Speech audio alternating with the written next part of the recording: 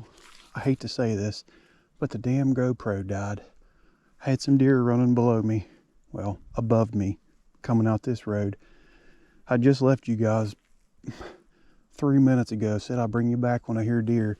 I come out through here, I hear a deer bleating and running, and they come right on the edge, come right here on the edge of this right here. I was at those telephone poles. I don't know if it was a buck or doe, to be honest with you. I just seen a deer and shot. It did a pretty good kick, but it went over this hill right here, and there's no blood up here, but it went over the hill. This is stupid thick right here between the road. We only got probably 200 yards to the gravel road, but we're gonna go down here and see what we find. I'm not even gonna load the gun up because it's too close to the damn road. But freaking damn it, GoPro.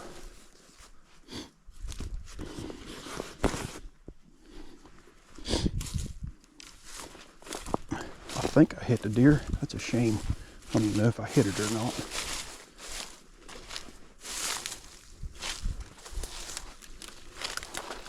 Oh, this is nasty thick. I heard it do a bunch of kicking down through here though. Like it was maybe rolling. Holy cow, this is thick.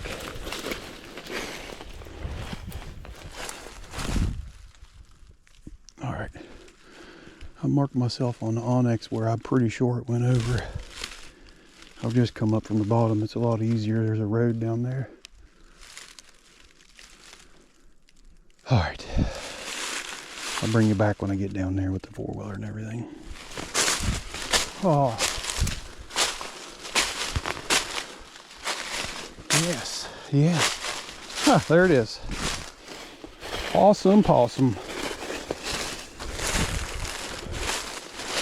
I knew I heard that thing kick over the hill. Ooh.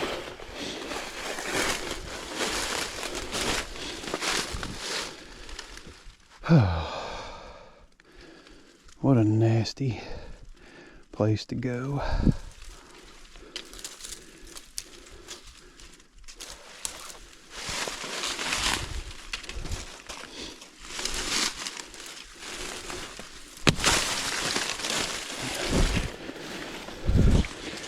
Oh girl, why couldn't you have gone another 50 feet?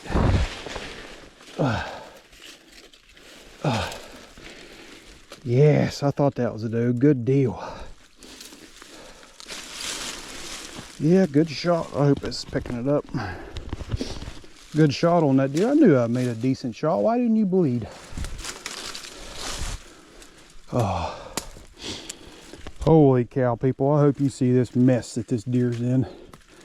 Only got to go another 100 yards and I'm to the gravel road, so I'll bring you back when we get there because I'm getting ate up with briars.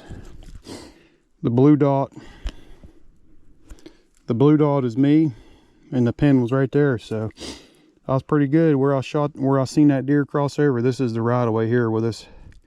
Well, Onyx won't zoom in very well here, but that's the right of way I shot him in, just above it. So this deer really didn't go. Honestly, the deer didn't go 80 yards. It just went straight over the hill into this nasty stuff. So Onyx paid off there. He let me pin this deer because I never would have found it in here. So that's awesome. We have filled our muzzleloader tag with a doe, and I'm happy on private property that's permit to hunt, and this property gets the guts hunted out of it, and the sister to this deer is right above us. So get this thing down on the road, and I'll be back. Everybody, that's going to put an end to the muzzleloader video. Again, I apologize for that. That is absolutely my fault for not getting that shot on camera. It's one of those things where if you self-film, as soon as you put the camera up and the action starts, you know, that's kind of what it always goes to. And I intentionally had that on a chest mount, thinking I could prevent that because I knew I was going to do a lot of walking around today. But I don't know. It has happened. I apologize. I've been terrible about bringing content this season, and it boils down to I got in a panic. I hadn't killed a deer with a bow this year. You know, I was still chasing a buck with a bow, and I panicked a little bit. The first week of buck season this year, which is Thanksgiving week here, I had some. We had some family friends. Well, we had a good family friend that passed away, so I was back and forth between funeral home and the funeral and the burial, church services, all that stuff. So I got into a little bit of a panic mode there at the last half of the first week of our buck season, and in the second week I was hunting properties like this. That's it's private property, but it's permit. You can hunt it with a simple permit.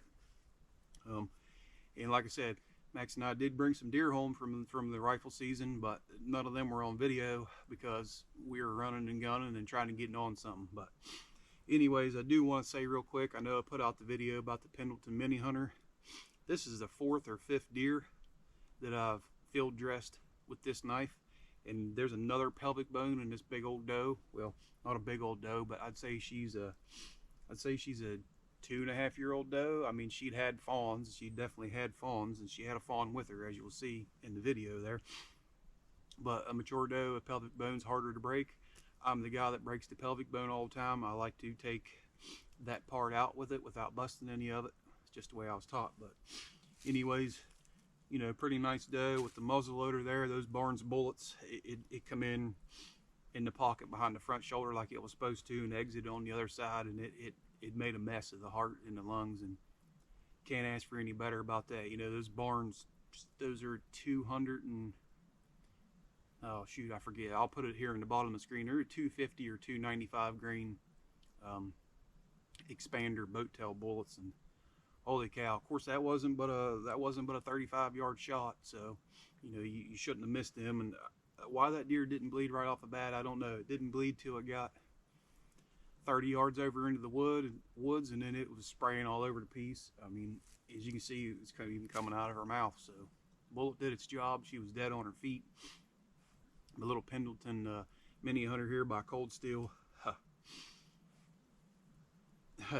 These are in all the stocking stuffers for every youth or every hunter in my family. These have got put in their stocking stuffers, so that's awesome. So I'm sorry I didn't bring you the shot footage, but here we go.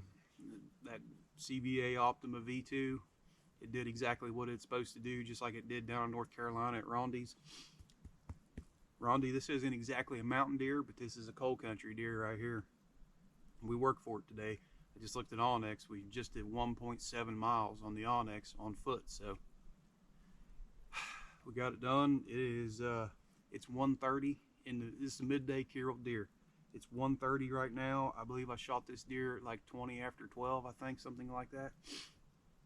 So, and this deer was up on its feet by, it was up on its feet. I know there was a spike in the front of this group. Now, why he was in the front, I don't know. But he was grunting and she was bleating.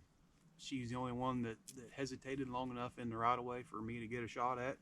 And she's going to ride home on a trailer with the four-wheelers. And Max and I are going to, this is going to be a deer bologna and a jerky deer here along with the back straps. So I appreciate you watching.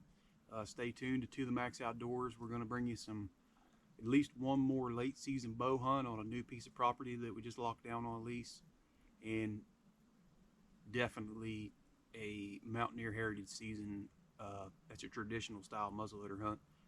I love that. I'm gonna do that here. It's middle of January. I'm not real sure. It's somewhere in the middle of January, but that video I definitely will bring you along, and I thank you for being patient with me this season. It's been a little bit tougher of a year for me to video, so I don't know. I'm gonna ease off the panic button now, because now we got enough deer in the freezer to make our jerkies and bolognas and deer bacon. I'm happy. Now we can cruise and we can try to kill a decent buck with a bow. I know it's hard to do late season, but I'm gonna give it hell anyway. So thanks for watching To The Max Outdoors.